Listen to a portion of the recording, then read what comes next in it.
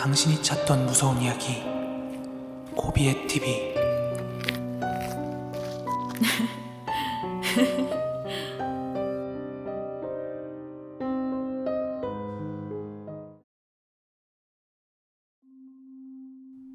(2023년 2월 15일)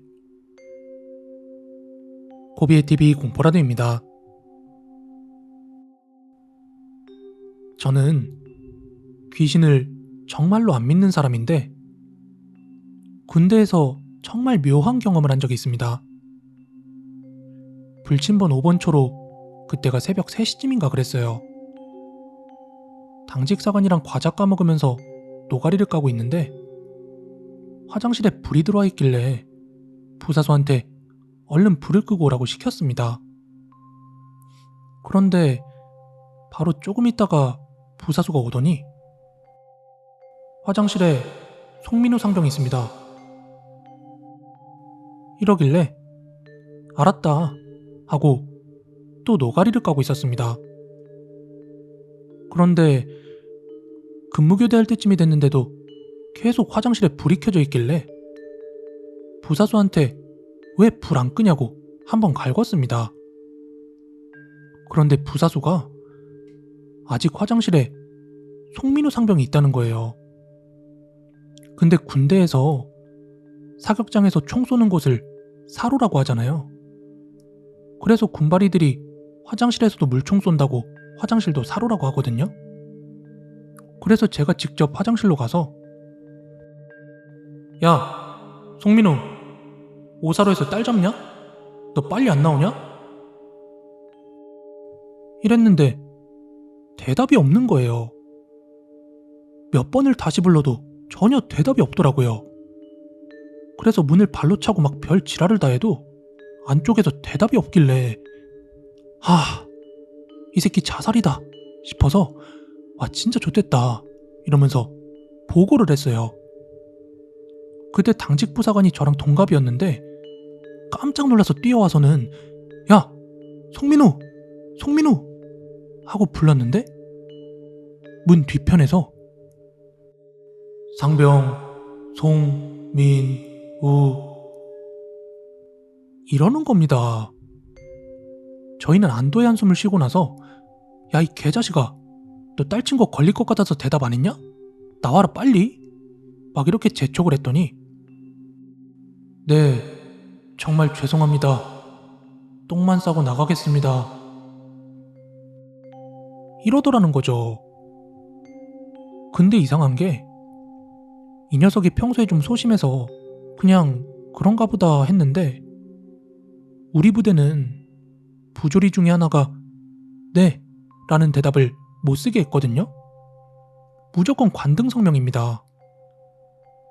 어쨌든 당직 부사관이랑 부사수랑 이 새끼 딸 쳤네, 딸 쳤어, 에이 딸쟁이 새끼 이러면서 화장실에서 나오고 있었거든요. 근데 그때 마침 탄약고 근무 교대자들이 이렇게 오더라고요. 근데 그 중에 사수가 상병 송민우더라고요. 너무 깜짝 놀라서 저희는 화장실에 대고 야, 너 미쳤냐? 빨리 똥 자르고 나와라. 너 누구냐?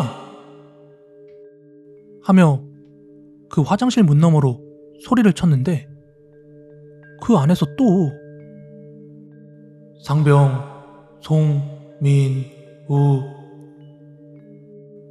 이러는 거 있죠.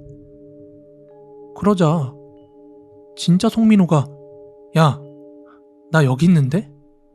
이러니까 이번에 그 안쪽에서 일병 문도필.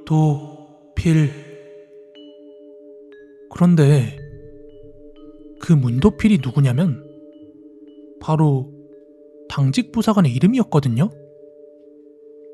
그 말을 듣자 당직 부사관이 진짜 진심으로 빡쳐서 그 화장실 문을 발로 걷어차서 부셨는데 그 안에 아무도 없었습니다. 순간 그 자리에 서서 오줌 지릴 것 같은 공포가 뭔지 그때 깨달았습니다. 1분 정도 다들 가만히 서서 막 어버버버거리다가 당직 부사관이 애들 다 깨우고 인원 체크하자고 누가 숨어서 장난친 거라고 난리를 쳐서 거의 새벽 4시에 생쇼를 다 했는데 인원 체크해보자 인원이 정확히 맞아떨어지더라고요. 그날 이후로 545 화장실 폐쇄했습니다. 사건 해결이 전혀 안 되고 아무런 결론도 없이 넘어갔는데 실제로 송민우랑 그 문도필 하사는 정신적으로 진짜 힘들어했고 특히 문도필 하사는 그 목소리를 절대 잊을 수 없다면서 정말 많이 괴로워했습니다. 시간은 많이 흘렀지만 요즘도 그때 문도필 하사가 아니라 내 이름이 나왔다면 어땠을까 하는 생각을 가끔씩 해보곤 합니다. 제가 군대에 있을 때 옆중대 애가 자살을 한 적이 있었는데 그때 엄청 무서웠던 기억이 있습니다. 왜냐하면 당시 그 녀석의 유서에는 김모 병장이라는 사람이 계속 나오는데 대대에도 연대에도 김모라는 사람이 절대 존재하지가 않았습니다. 대대 막사에 독립중대인 공병중대가 왔던 적이 있었는데 문제는 그 공병중대가 쓸데없이 부조리가 너무 심해서 계속 말이 나오고 있었단 말이죠. 그 와중에 일이 터진 겁니다. 자대 배치 받은 지 2달밖에 안 된 애였는데요. 개원이었대요. 공병중대 훈련소 후반기 같이 받은 동기가 있어서 말해줬어요. 그런데 문제는 개원해본 사람들은 다 알 텐데 병기 개원이 병기만 하는 게 아니고 뭐 여러 가지 동시에 할 수도 있는데 걔가 딱 그 케이스였던 거예요. 자기 빼고 선임들이 전부 말차 나가고 그래서 혼자 전부 짬처리를 하게 된 거예요. 근데 군지검이 코앞인데 얘가 병기, 인사, 보급, 통신 이거 혼자 다 짬 맞아서 매일매일 야근하고 동기 말로는 그 와중에 하나라도 제대로 안 돼 있으면 중대장이 싸대기 갈기고 뭐 그랬다더라고요. 그러던 중에 일이 터진 겁니다. 얘가 결국 혼자 밤몰래 창고에 가서 목을 맸어요. 근데 하필 제가 그때 당직을 서고 있어서 우리 오대기가 얘 목맨 거 찾았다고 지통실에 알려왔습니다. 근데 군대에서 자살 사건 일어나봐야 솔직히 헌병대에서 쥐답듯이 중대 터는 거 말곤 크게 일이 달라질 거 없다는 건 군필자라면 다 알 거예요.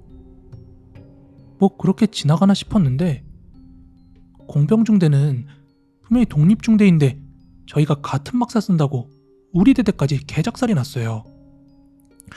그래서 김땡땡 병장을 찾는데 그 자살한 녀석의 유서가 한 3장 정도가 발견이 됐거든요.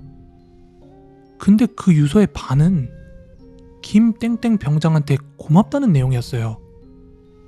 그런데 보통 고마운 걸 유서에 쓰나? 그보다 유서를 3장씩이나? 저도 그 유서를 보긴 했는데 글씨가 꾹꾹 눌러 쓴 게 엄청 무섭긴 하더라고요. 문제는 김땡땡 병장이라는 사람이 걔네 중대뿐만 아니라 우리 대대에도 전혀 없었다는 거. 혹시나 이름을 잘못 썼나 싶어서 비슷한 이름들을 뒤졌는데 전혀 없었습니다. 근데 암만 인사 개원 일까지 하던 놈인데 분명 이름을 잘못 쓴 건 아닐 테고요. 이후 저는 얼마 안 가 전역을 했고 전역 후 2년 뒤 아들 꿈본 놈이 제대해서 오랜만에 만나 술을 먹을 때 그 이야기가 나왔었습니다. 그런데 나중에 그 중대에서 한 명이 더 목을 매서 한 번 중대가 개박살이 났었다고 하더라고요. 그런데 그 녀석의 유서에서도 김모모 병장이 등장을 했다고 하더라고요. 역시나 그 병장은 존재하지 않았고요. 오늘 준비한 무서운 이야기는 여기까지고요. 가시기 전에 좋아요, 구독하기 꼭 좀 한 번씩 부탁드리겠습니다. 저는 내일 더 무서운 이야기로 찾아오도록 하겠습니다. 감사합니다.